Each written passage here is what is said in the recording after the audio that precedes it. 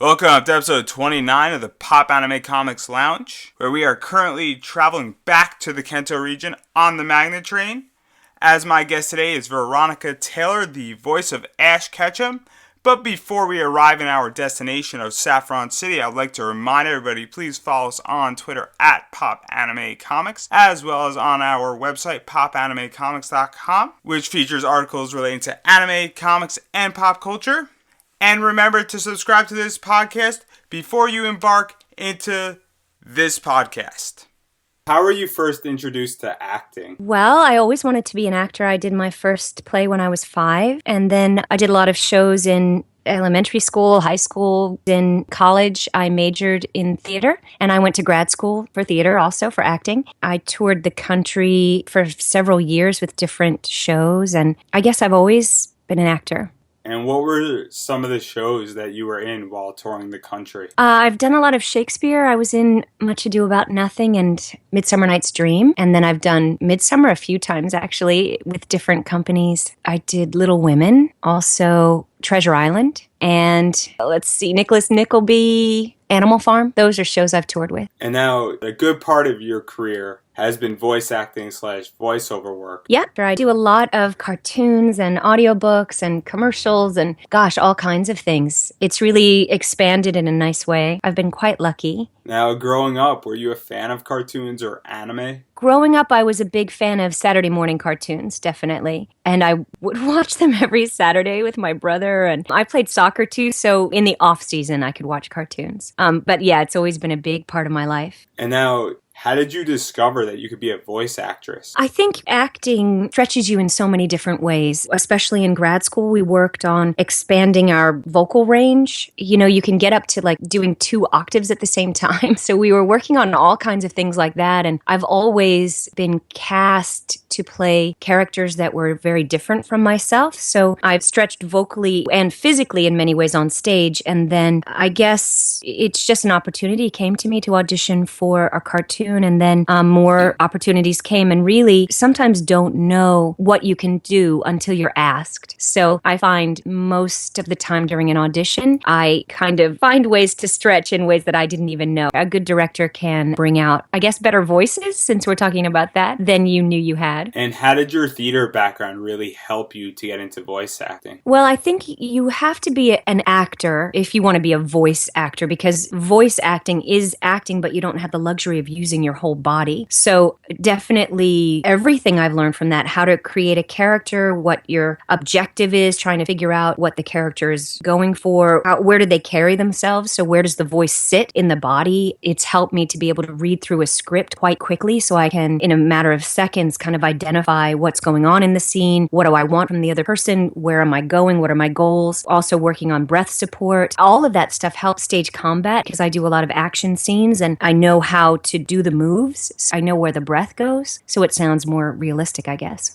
And now, what was your first voice acting role? I was in an anime, Area 88, and then I was in Slayers, and then that led to Pokemon and everything else after that. Actually, I did the voiceover for the Batman stunt show. That's probably my first big voiceover job, when I was in that show in New Jersey at Great Adventure. And in being in the Batman stunt show, how did you go about applying for this job? Well, it was an audition. We had to do combat. It was an action audition, so we went in shifts. So there were 2 women. In the first one, I played Chase, Meridian, and Spice. I did that for 2 years. We shifted on and off, so there were 2 women who played those parts. And now let's talk a little bit about how you got your audition for Aria 88. How did that come about? I was recommended through an acting teacher of mine, actually, or a coach, really. I was working on a monologue for an audition I had, and it just happened that same day he got a call from someone else that he coached to see if he could recommend someone for this audition. So it was really luck that I was in the right place at the right time. And then from there, I was recommended to audition for something else from the people that I worked with on that. When you freelance, when you're an artist or an actor, a lot of your work comes from networking, which is networking with other people that you know. So maybe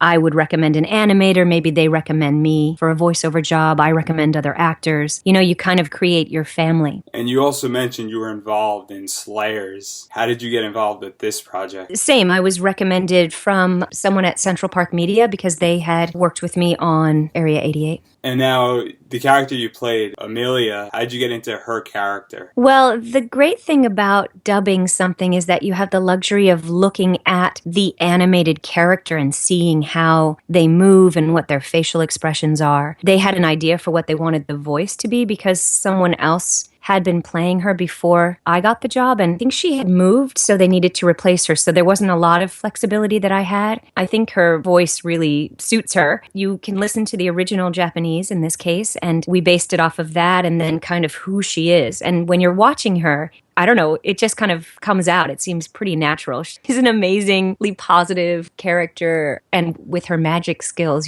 she's a positive, powerful person. So I don't know, it just kind of came from that. I kind of act out the roles anyway a little bit in the booth. So I guess physically that's what she sounded like. And what were the challenges of taking over a voice from somebody else? These challenges are different than other cases. I think I wasn't familiar with the project and I didn't know what the person before me had sounded like. They basically said, this is what we want the voice to be. I auditioned for it, and then that's what we went with. So I don't even know what the person sounded like before. So I guess the challenges ultimately are that you can fill the shoes of what someone has done before you, but really you have to get the job done and do what you think serves the project, but also you're paying attention to what came before, and yet you're making it your own. So let's talk about Pokemon.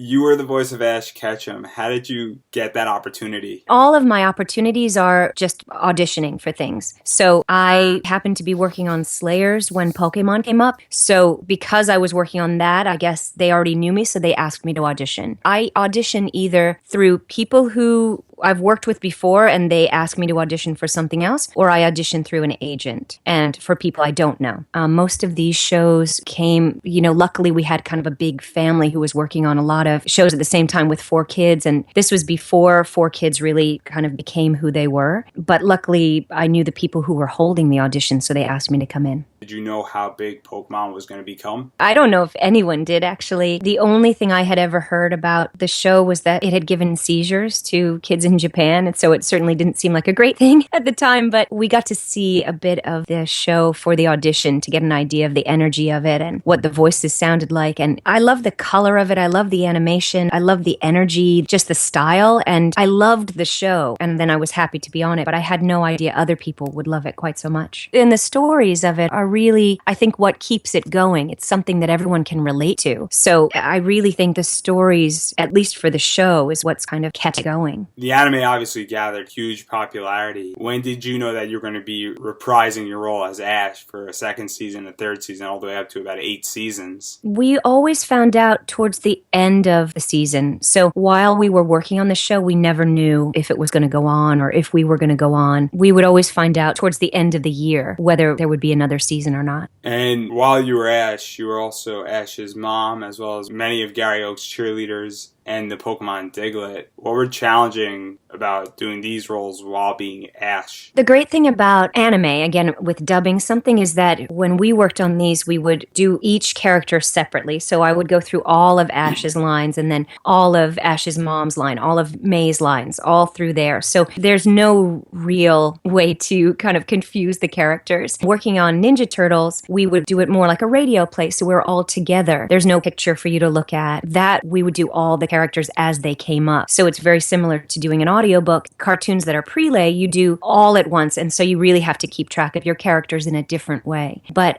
the fun thing about dubbing something is that you get to do all of your one character's lines and then come back and basically play a scene with yourself. So that's really fun. And you just mentioned that you were the voice of May. How did you balance voicing May and voicing Ash? It's no trouble really at all. They're very different people, so it was just fun to be able to expand a bit. I mean, Ash is very positive and kind of gung-ho, but it's nice to round out acting-wise yourself with having a different character to play a different side. May was much more down-to-earth and practical. She had to watch her little brother. She was figuring things out in a different way than Ash. It wasn't really difficult to balance it. It was a nice challenge. And throughout your career on Pokemon, you've been in many TV episodes and countless movies. What is the difference between the two?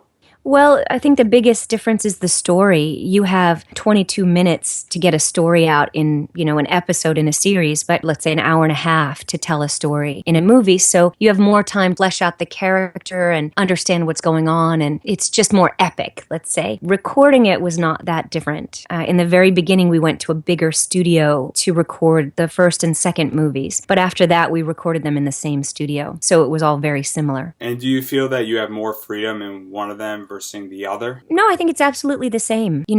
Acting is telling a story. And making sure that the character that you are portraying is telling the story. And that's why when you play different characters in the same show or movie or anything, you get to tell the story in a slightly different way. So it doesn't really matter the format, even if it's an audiobook or if it's a cartoon on TV or if it's an animated movie, it's all similar. The acting doesn't change. And now you were on Pokemon for 8 seasons as Ash. How did you mature his voice as he grew up on his journey? Ash, like many cartoon characters, stays the same age. He's still 10, or at least he was when I was playing him. I think that what changed is his confidence and his knowledge kind of filtered through how he sounded. I didn't consciously change his voice. I think he matured in a way, and so that comes across in kind of who he is and how the character was written. That's something that was not in my control. But I think, throughout he still is so positive and kind of joyful that that's something that remains the same. But his voice didn't really change, per se. And now you have voiced many characters in Pokemon. Do you feel particularly close with one of them? Well, certainly Ash. I got to play him for 8 years, and that was quite a luxury. I'm a mom, but I'm a very different mom than Ash's mom, so she's very fun to play. May is terrific because I think we need great female role models. She was pretty grounded, and I think that's a good thing for people to see. I think probably it sounds like a cop-out, but I love every character that I play. I love to be able to jump in their shoes and figure out who they are. But I guess ultimately Ash, because I've played him the longest, more than any other character I've ever been cast in. And now around the same time that you were starting to work on Pokemon, you were also in 2 movies. Yu Yu Hakusho, Fight for the Neverworld, and Grave of the Fireflies. How did you prepare for these 2 roles that were very different from each other? Well, with dubbing, there's no preparation. You audition off of a few lines on a piece of paper, and then if you're cast, you go in, and that day you just start. You get a tiny synopsis of whatever you're working on, and then you just start. So I didn't really prepare for either of them. I just kind of jumped in and did it. The Grave of the Fireflies is one of the most beautiful things ever been part of, and gosh, it's just stunning, amazing piece. And then luckily I got to watch it later, because when you're dubbing something, you only see your lines. So even for that, I didn't even know what the whole movie looked like or was about or what the other people were saying or anything. So luckily I saw that afterwards. While you were working on Pokemon, you were also part of Teenage Mutant Ninja Turtles as April O'Neil. I was in that whole Saturday morning time block. I did a bunch of cartoons from, I guess, 1998 is when we started on Pokemon. And then whenever 4Kids started their Saturday morning, it was 2000. But I did a million cartoons in there. Ninja Turtles was one of the greatest. Obviously, we all love Ninja Turtles. Working with all of those guys was great. And being part of Saturday morning was like a dream come true, because to be able to turn on whatever channel it was at the time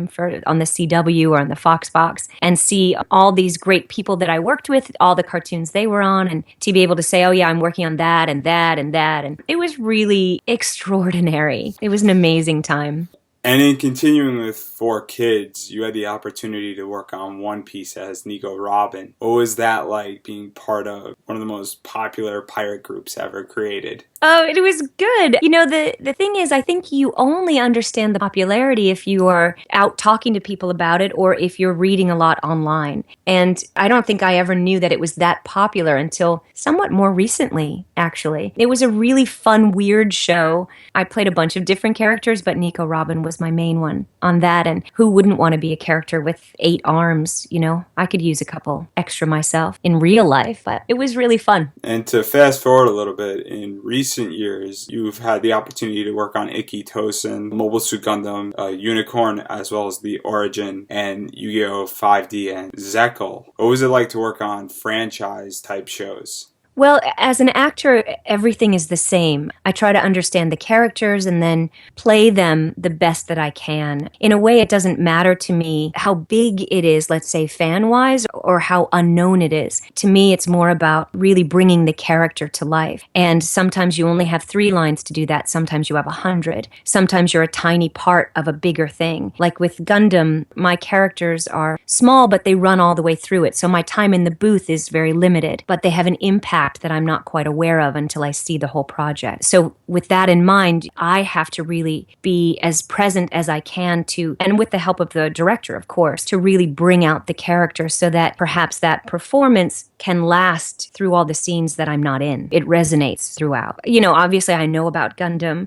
and that was a really neat thing to be part of, an amazing project. And then you always hope that maybe your character will be bigger. And it's an honor to work on something that people hold so dear. You know, with Pokemon, we started out, we had no idea about it, but worked very hard on it. And now getting to talk to people years later about the impact it had on them and the impact it had on me, that's the most amazing thing. So to work on these projects that already have a following, I just step in and then hope to have great conversations with people later. And now you were just recently cast for Sailor Moon as Pluto. What is it like to be part of such a popular anime? I think we're all somewhat familiar with Sailor Moon from many years ago or reruns or even now. I just entered this world. I certainly know a little bit about it, but I'm really learning. There's a huge amount of backstory that I have to kind of absorb, and I just know there's a lot that I don't know. But again, I just have to play the character for who she is right now and hope that it's enough for the people who already have this big idea of who she is. It is pretty amazing. It's always easier to tell someone you're working on a project that they know about. People are always more excited about that. It's a big honor to be part of that family. And do you feel any pressure going into voice acting this character? No, I don't. Actually, I was cast in it, so somehow someone feels that I can do the job, so now I just go in and do it.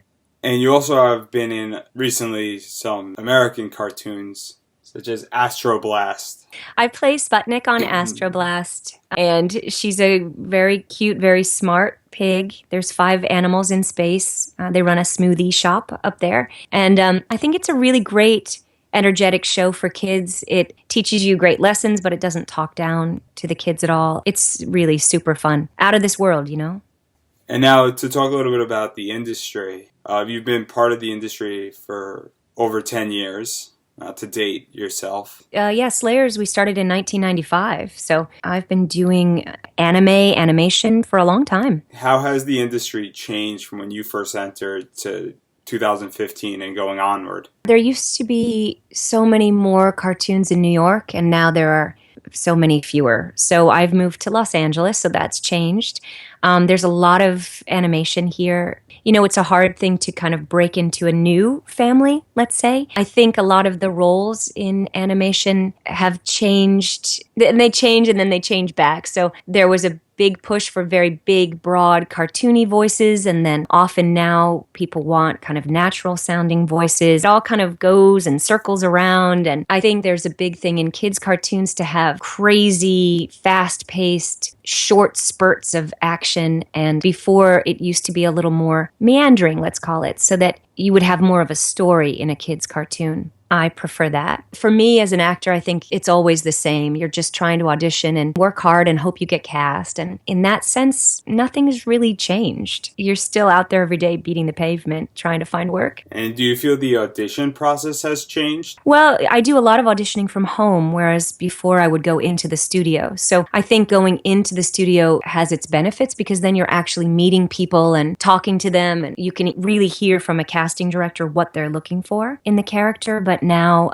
mostly I'm just in my little studio recording away, and you don't really get any feedback on anything, nor do you get a chance to meet people face to face. So you just wait for a call back and then you meet people there. And do you have any projects that you're currently working on that you can promote? Working on Astro Blast. I'm working on Mophie, which is a cartoon about a little bunny. It's stop action. It's very cute. Let's see. I am working on Sailor Moon. I'm working on Welcome to the Wane, which is with Nickelodeon. We just started that. They had maybe a 5-episode kind of sneak peek maybe last year, and they've decided to go forward with a whole season. So we just started with that. That's going to be amazing. The animation is really great. That's going to be pretty cool. So, and I just posted a little 21-minute Christmas carol on my YouTube channel. So, a little gift to people. So, I did that. I'm working on a lot of audiobooks as well. What is your YouTube channel called? Well, I guess for now you'd have to put in Veronica Taylor 21-minute Christmas carol and you can find me. This is my first posting, but I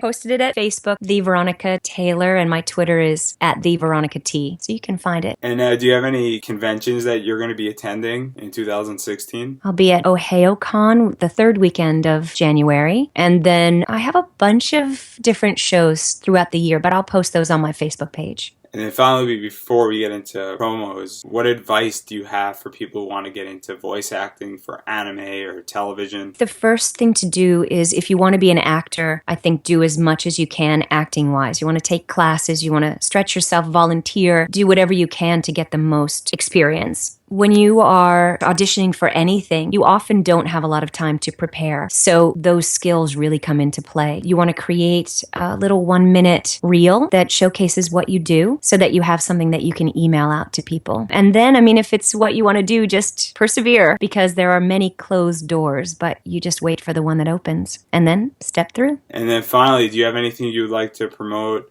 Facebook again, Twitter, website? I'm at veronicataylor.net. I'm The Veronica Taylor on Facebook, at The Veronica T on Twitter. YouTube, you can just find me somehow. So I'm out there. I'm not the best poster, but I'm working on it. As always, we appreciate you using the Magnet Train. And remember to subscribe to this podcast so you will have something to listen to on your next ride. Till next time, have an electric week, everybody.